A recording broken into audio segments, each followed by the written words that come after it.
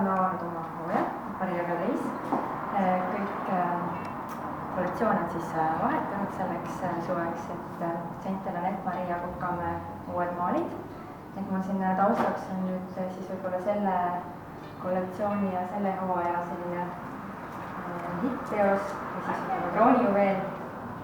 Selline väga tume sinine, öösinine maal nimega Püha öö.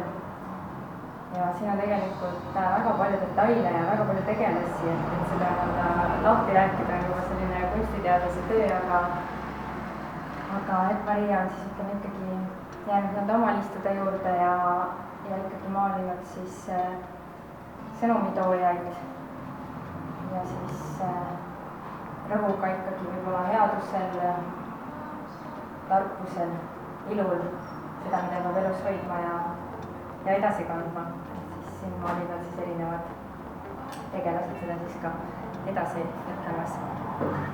Ja üldse on selle kollektsioonil Maria maalidel päris palju sinist, et seal on küll sinist taustaks, küll sinist tiibadel, sinist mõtetes, siis selline sinisega on alustatud see suvi.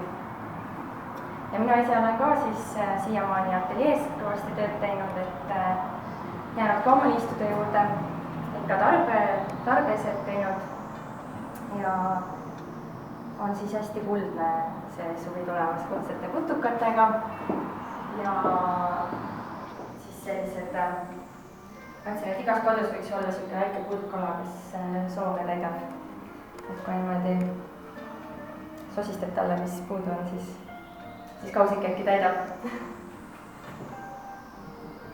Ja huvitavad on ka uue formaadiga maalid Mariale sellised ümmargustes raamides ja osad sinavaatsetes raamides. Et need raamid, mida ei ole jaakkorra tehtud nagu väga paljud teised raamid Maria töödel, aga need on soetatud siis Hollandis vanakraami oksjonilt, et need on siis sellised päris lihtsad vanad raamid, mis siis neid maale ümbritsevad, kaunistavad.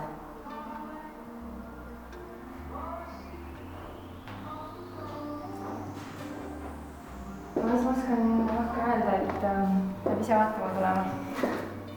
Siis see oma silm on ikka kuningas, et kunsti ongi väga raske sõnadesse panna ja lahti rääkida, et ikka tuleb ise vaadata ja katsuda ja oma pealt peale visata.